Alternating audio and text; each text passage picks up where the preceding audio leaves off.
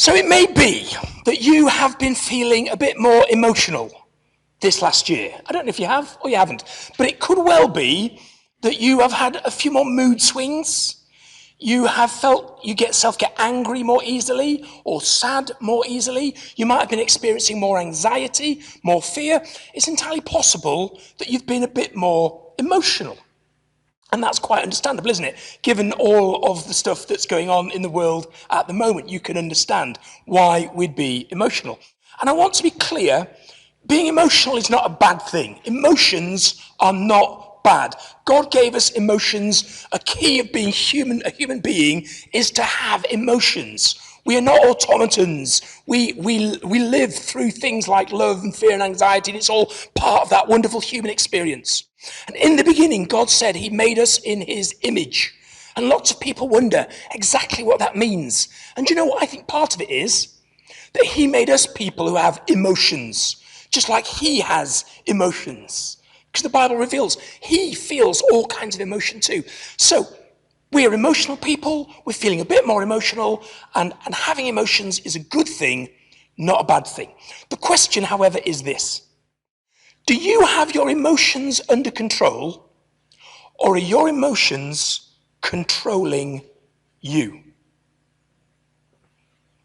You see, we are emotional, but sometimes our emotions cause a struggle. They exert a control over us that we don't want to have. And that's why we're starting a new series today. And this series is going to be called Controlling Emotions. Because on the one hand, we experience controlling emotions, don't we? We experience those emotions that take control of us. We get angry about things, or envious of things, or we fear things. They take control of us. But what this series is about is going beyond being controlled by emotions and learning how to be in control of our emotions so that we are the ones doing the controlling, not them. And I just want to acknowledge, this is on the screen there, that I've got some of this material from a guy called Stanley, another guy called Groeschel. First thing I want you to understand is this.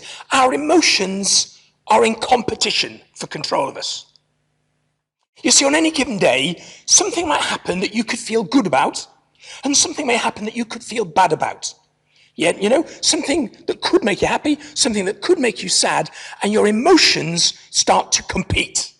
What is going to win? Are you overwhelmingly going to feel more on the happy side or the sad side? Very often, it's whatever the last thing was. You can have 1,000 great things happen, and you're feeling wonderful, and one thing goes wrong, and you're down, oh no, it's terrible, it's awful, this has gone wrong, I feel awful.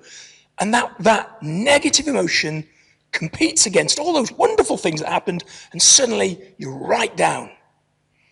Our emotions are competing for control. And what do they control? First of all, they control your mood. Your overall mood depends on your emotion. When you walked in here today, you probably had some form of mood. You were obviously feeling maybe happy to be here, or anxious to be here, or concerned about being in a new place, or it might be that you were happy to see some people, or all kinds of things. It might be that something bad happened this morning, and you were feeling sad about that. You will have had all kinds of emotions, and they set your mood. Your emotions set your mood. Second thing is they control your mouth.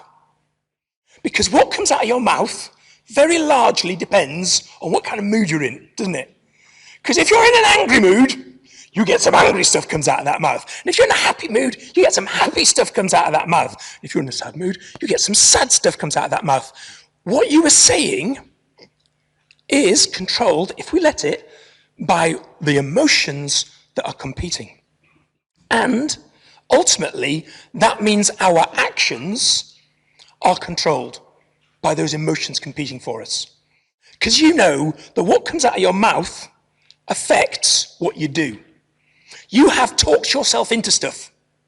You have talked yourself out of stuff. You know that by what you say, you can change what you end up actually doing. So if your emotion is in control of your mouth, and it's control of your mood, then ultimately it will affect what you end up doing. And that's why it's so important that we learn that we need to be in control of our emotions, not having our emotions in control of us. Generally speaking, You know what is acceptable behavior. You know how to behave, don't you?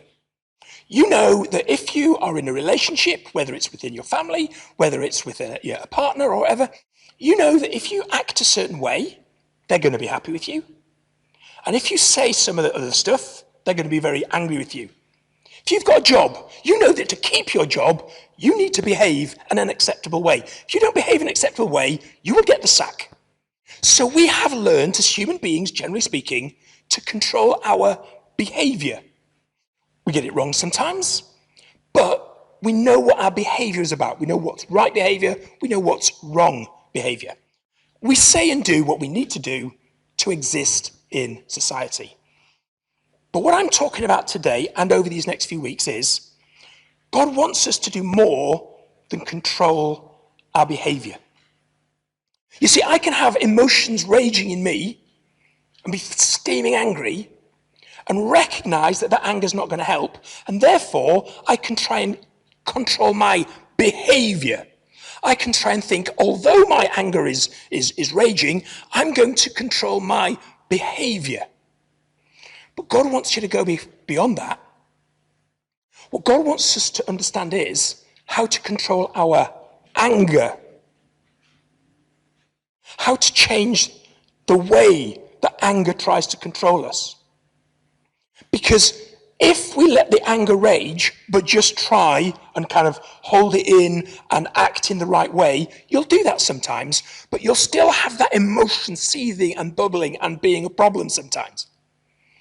What I'm going to be talking about is how God wants to go beyond controlling your behavior and actually changing what's here in us. Over time, in cooperation with him, changing what goes on inside us. So that we're not just trying to control our actions, but we're understanding what goes on in our heart. That gives us our title for today. Part 1 of the whole series. The whole series is called Controlling Emotions. Part 1 is called From the Heart. Let's get some Bible into this. From the book of Matthew, chapter 15. And the whole chapter is interesting, but I'm going to quote verses 17 to 20. Don't you see that whatever enters the mouth goes into the stomach and then out of the body? But the things that come out of the mouth come from the heart, and these make a man unclean. For out of the heart come evil thoughts, murder, adultery, sexual immorality, theft, false testimony, slander. These are what make a man unclean. But eating with unwashed hands does not make him unclean. Let me put a bit of context on this. The Pharisees, religious leader people, had gone to Jesus and said, your disciples don't wash their hands before they eat. And we know that the tradition of the Jewish people, that the Pharisees teach and all the old rabbis teach, is that you might have something bad on your hand. And if you eat and you haven't washed your hand, what if you eat something that you're not supposed to eat? What if it passes into your body? Then your body is unclean and God won't love you anymore. So you must be careful that you don't let any unclean thing go into your body. So you must wash your hands. And your disciples don't do that. So they're rubbish, aren't they? It's basically the context.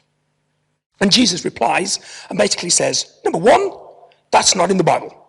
The thing about having to wash your hands before you eat, it's not in the Bible. Do it if you want, don't do it if you want. It's not a command of God. You invented that.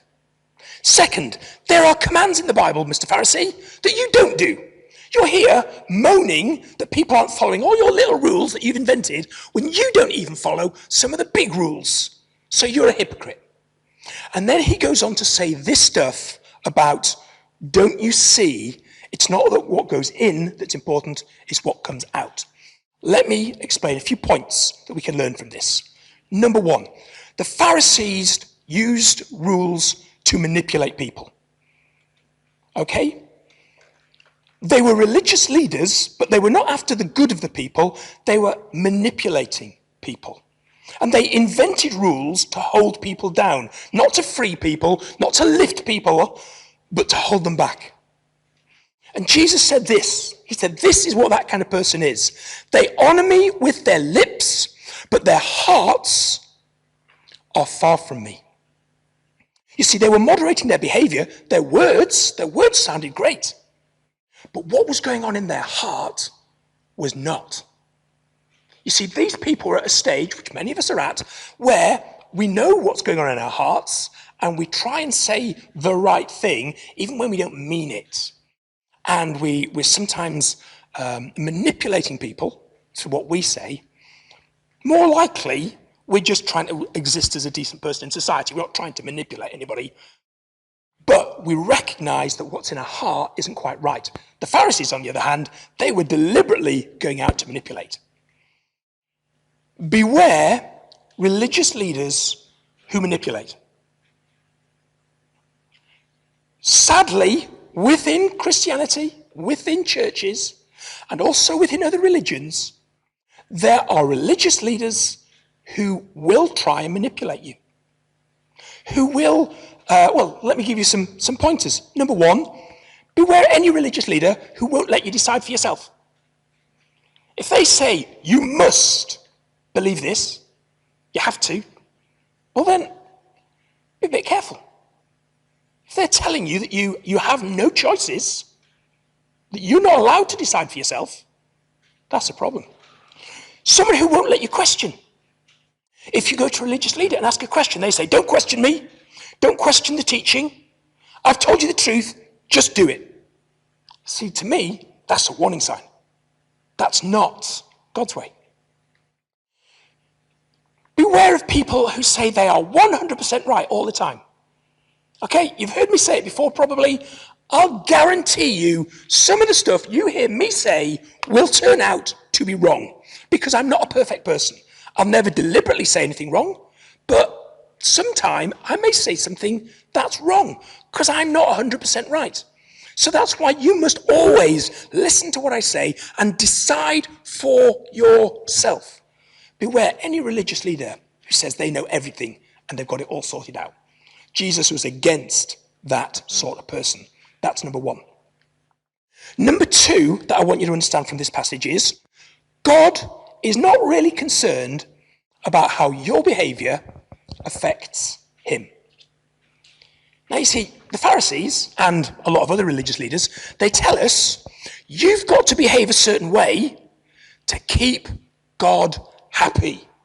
You've got to follow the rules to keep God on your side, to keep him satisfied, because you mustn't do anything bad about God. God's oh dear, you must follow all the rules that I give you, otherwise God's going to be angry with you. And this passage, Jesus says, it's not the behavior that's the problem. Whether you eat something and you wash your hands first, or you don't wash your hands first, or what you eat, God doesn't care about that stuff. When people say the rules are all about what you eat and don't eat and all those kind of regulations, Jesus is saying, that's not the stuff that matters. That's not the stuff that God is concerned about. That doesn't make you unclean.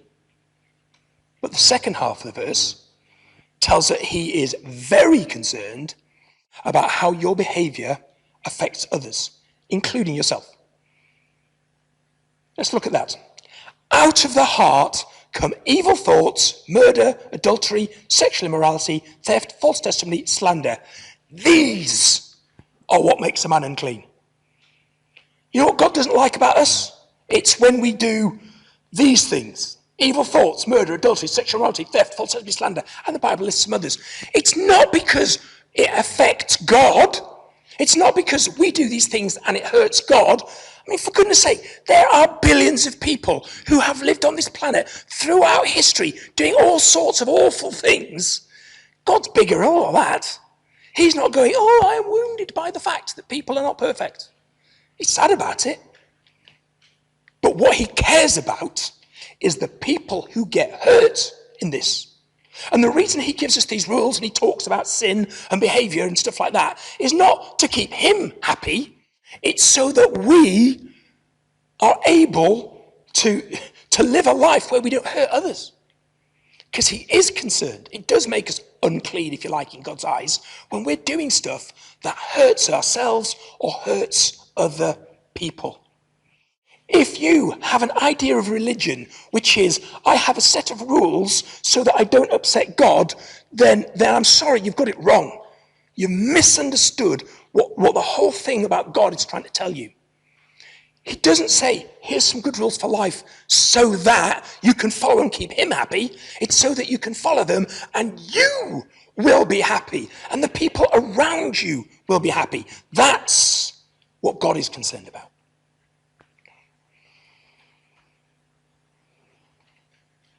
As it says there, out of the heart come these things. Problem behaviors come from the heart and they start with thoughts. So those thoughts come out of the heart and they translate into our moods and our mouths and ultimately to our actions. They come from the heart. So third thing that I want us to see from this passage is what comes from the heart. Question. It's a rhetorical question, so don't shout out and answers. But have you ever said, I didn't mean it? Have you ever said something and afterwards said or thought, I didn't mean it? I'm sorry, I didn't mean what I just said. I've done it. You say something in the minute, in haste, in emotion, and you didn't mean to say it. But here's the truth. You didn't mean to say it out loud. It's not that you didn't mean it, it's just you didn't mean to say it so they could hear it. You wish that you didn't mean it. When you say, I didn't mean it, what you're trying to say is, if I were a better person, I wouldn't have meant that, so I'm going to say it. Didn't mean it. But it's not necessarily true. When you say, I didn't mean it, what we're kind of saying is, I understand, I just said something unacceptable. My emotion controlled me. I said something that was not an acceptable thing to say in this situation. I'm sorry. But the truth is, in that moment, you revealed what was in your heart.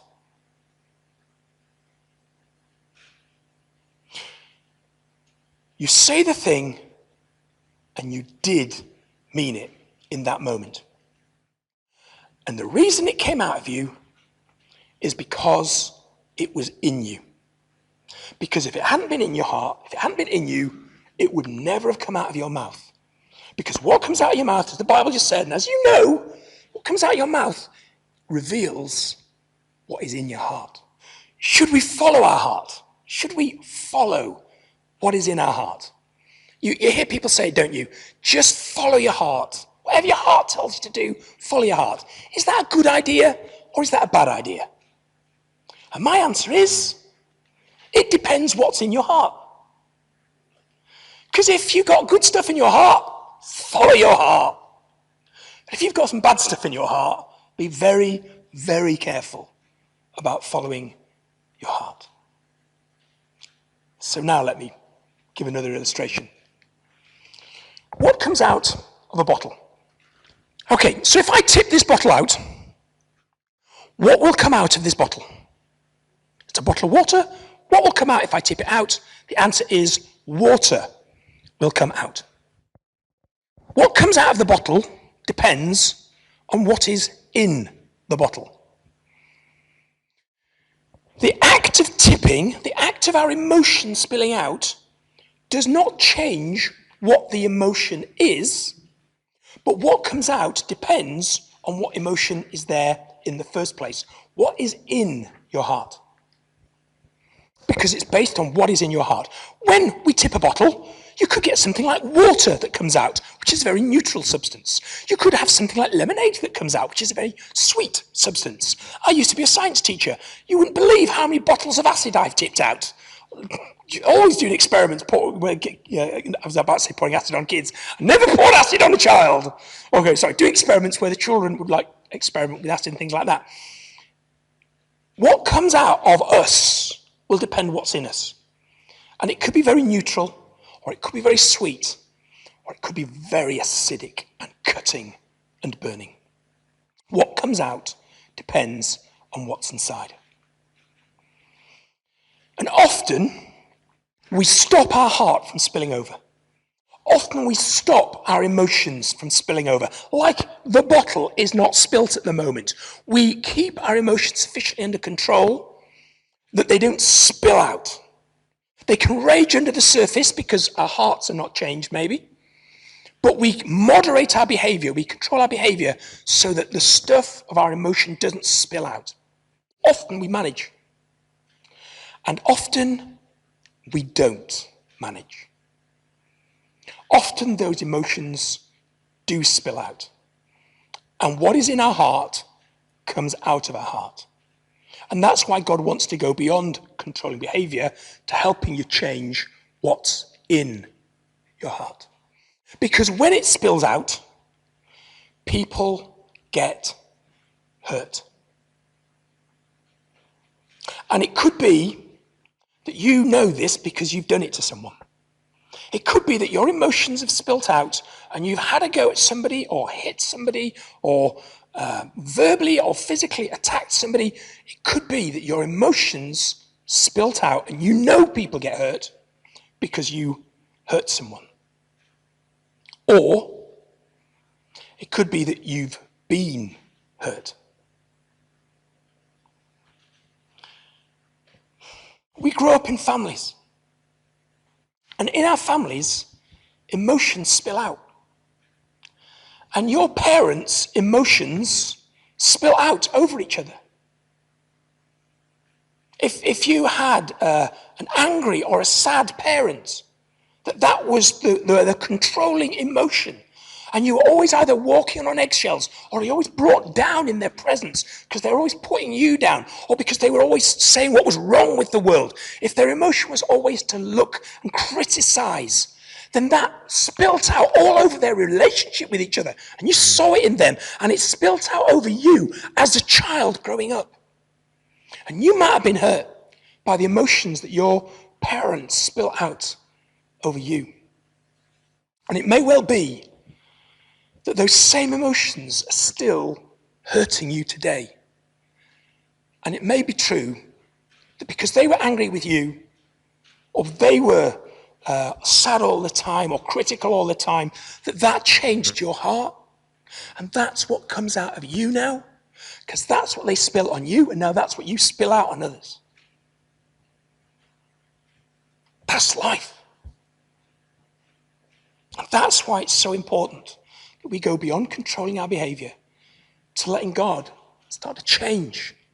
So we've got good things in here, so that when we follow our heart, when our emotion spills over, the emotion that spills over is joy or forgiveness or happiness. Because if that's what's in you, then that's what spills out. I'm going to talk a lot over the next few weeks. I can't do it all in one time. This is the last thing I want to say today. It is the first key to understanding how we change what's in us. Okay? And also from the book of Matthew, verses 28, chapter 11, 28 to 30. Jesus said, "Come to me, all you who are weary and burdened, and I will give you rest. Take my yoke upon you and learn from me, for I am gentle and humble in heart. And you will find rest for your souls. For my yoke is easy and my burden is light." So are you tired of being controlled? Are you fed up with being controlled? Are you fed up of your emotions spilling out and hurting you? Or you're still experiencing the hurt where other people's emotions have spilt or are spilling out over you? If you're in that situation of being fed up and tired of that, Jesus has an instruction for you. He says, "Take my yoke upon you." And what that means, take my yoke upon you, it's about doing things Jesus' way. The yoke is to accept control. A yoke was what you'd put on a horse or a cow around the neck so that you could help it choose the direction. You could control which way it would go. And Jesus says, look, you're going to have something controlling your life. You're going to have a yoke upon you, the burden of the emotions. Some of us have got a yoke of emotion that drags us from one crisis and stupid activity to another. And Jesus says, look, if you want to get rid of that yoke, if you're tired of that, take my yoke. and I'll show you how it's done. And he won't try and manipulate you or make it a list of rules and regulations. He says, learn from me. He says, I'll show you how it's done. It's not an instant thing. It is a process. It is a learning thing. Jesus said a lot of stuff which helps us. And we've got on the wall there, connection, transformation, position. As you connect with God, you are transformed. That is fundamental to the Christian life. It's a process. And then it says, he is gentle and humble in heart. And if we want to be in control of our emotions, to be gentle and humble in heart, then you come to God and you learn from him and he helps you. He changes you, he transforms you so that your emotions, your negative emotions, don't spill out, hurting you and hurting others. Now, over the next few weeks, I'm going to talk about a lot of practical stuff that would be true whether you are a Christian or not, whether you believe or not. There's some useful stuff to listen to. But if you really want to change what's in here, then the only way it's going to happen is if you have God's help. So, in summary, this is the response. First, I want us to have a change of attitude, if we need it, towards religious leaders. If a religious leader is telling us that we have to act a certain way and we have to believe exactly a certain thing, if your consideration is that I'm the pastor and I'm always right, so you have to do whatever I say, don't think of me that way. It's not how it works. We might need to respond by changing our attitude to religious leaders. We might need to have change of attitude about what concerns God. If we think that God's concern is about us following a list of rules so we don't make him cross, we need to change that attitude. Instead, we need an attitude that says, God's concerned about how my behaviour affects myself and others. Thirdly, we need an understanding of what might be in our hearts. What's in here? What works? How is it working for you in here? Maybe today you've recognised that you've got some roiling emotions in there that are causing issues.